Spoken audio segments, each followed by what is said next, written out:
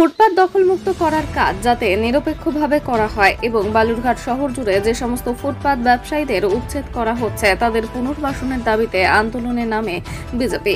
এদিন বিজেপির বালুরঘাট শহর মণ্ডলের পক্ষ থেকে বালুরঘাট মহকুমা শাসকের উচ্ছেদ হওয়া ফুটপাত ব্যবসায়ীদের পুনর্বাসনের দাবি সহ বালুরঘাট পৌরসভার অন্যান্য পরিষেবা উন্নয়নের বিষয়ে স্মারকলিপি দেওয়া হয়।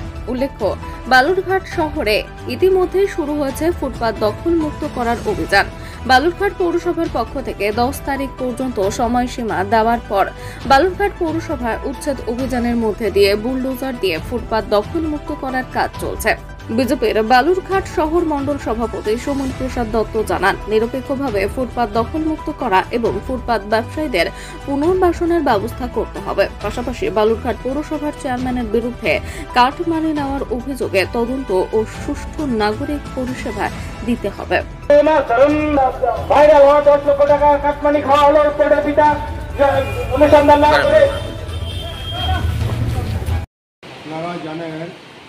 বেশ কিছুদিন থেকে বিভিন্ন বিশেষ করে পৌরসভা এরিয়াতে হকার উচ্ছেদ চলছে।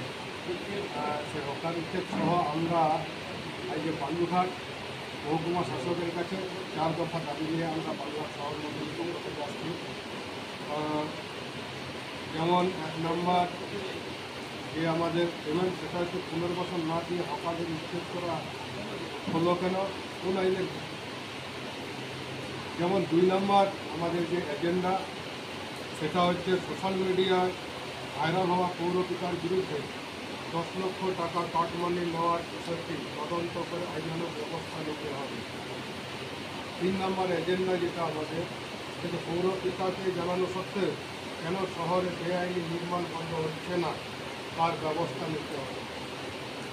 4 নম্বর এজেন্ডা, বালুরঘাট বাড়ির অবৈধভাবে ভরাট করে যে নির্মাণ কার্য চলছে তা অবিলম্বে বন্ধ করতে হবে। এখানে দেখে যে পশ্চিমবাংলার যিনি সরকারে আছেন, এতদিন কিন্তু এই অবৈধ এই যে রাস্তার ধারে যারা দোকান করে আছে এতদিন কিন্তু উচ্ছেদ করেননি। এখানে কিন্তু আমরা কিন্তু রাজনীতির গণ্ডগোল দেখেন। লোকসভা ভোটে প্রায় 75টা পৌরসভাতে বিজেপি কিন্তু এগিয়ে, আরে আমরা প্রতিশোধ স্বরূপ সেই রাস্তায় উচ্ছেদ। অবশ্যই রাস্তা পরিষ্কার রাখা ভালো, সেটা আমরাও সেটাকে সমর্থন করি, কিন্তু হঠাৎ একজন কাউকে হয়তো কয়েক ঘন্টা নোটিশে উচ্ছেদ করা হয়, এইটার আমরা আপনার দাবি কি মানলো? এই যে আমরা এসডিও সাহেবের কাছে গেলাম, আমার সঙ্গে যে দেখতে পাচ্ছেন আছে আমাদের আজকের যে শহর মণ্ডল পক্ষ থেকে যে ডেপুটেশনটা দেওয়া হচ্ছে, সেই শহর মণ্ডলে আমার সম্মানীয় সভাপতি চন্দ্র দত্ত মহাশয় আছেন, আমাদের জেলার সভানেত্রী সহসভানেত্রী আমাদের পূর্ণিমা মহন্ত মহাশয়া আছেন, আমাদের জেলার মহিলা সভানেত্রী আমাদের সত্যি কথা মহাশয়া, আরেকজন আছেন আমাদের সুভাষ সরকার মহাশয়, যিনি তখন বিধানসভায় কনভেনার। আর আমরা এই 4টা এজেন্ডা নিয়ে যে আলোচনাটা করলাম, উনি সাধ্যমতো চেষ্টা করবেন এই বিষয়টা, বিশেষ করে আর দুটা, যেমন শেষের দিকের যে দুটো 3 নম্বর 4 নম্বর যে সেটা বিষয় নিয়ে একটু বেশি দূর হলে তিনি এই বিষয়ে তিনি দেখবেন, এটাকে আশ্বাস। Thank you. আজকে আপনাদের কি বিষয়টি পড়ছেন?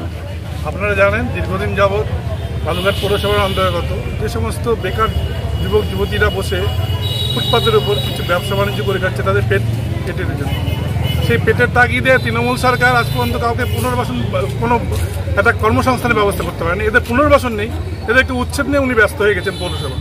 তা পৌরসভাতে যখন পৌরপিতাকে আমরা যে কোনো ব্যাপারে যাচ্ছি ডেপুটেশনের আকারে, আমাদের বিজেপির তরফ থেকে কোনো রকম সুরাহা পাচ্ছি না। উনি আমাদেরকে দেখে পালিয়ে চলে, পরপর 3টা ডেপুটেশন আমরা গিয়েছিলাম, পালিয়ে চলে গেছে। এর সাথে উনি আপনারা দেখেছেন বালুরঘাট শহরে প্রত্যেকটা মোবাইলে আপনারা একটা হোয়াটসঅ্যাপ গ্রুপে দেখেছেন যে একটা ভাইরাল হয়েছে 10 লক্ষ টাকা কাটমানি নিয়েছেন উনি পৌরসভা। তো পৌরসভা যে চোরের কাছে তো আমরা ডেপুটেশন দিতে পারি না, আমরা সেই জন্য এসডিও বা ডিএম এর মাধ্যমে আমরা এই ডেপুটেশনটা দিচ্ছি। উনার পূর্ণাঙ্গ তদন্ত করে উনাকে জেল হাফিজতে ভর্তি ঢুকাই দেওয়া হোক এবং উনাকে অতি দ্রুততার সাহায্যে পদত্যাগের দাবিতে আমরা আজকে এসডিওর কাছে ডেপুটেশন দিচ্ছি।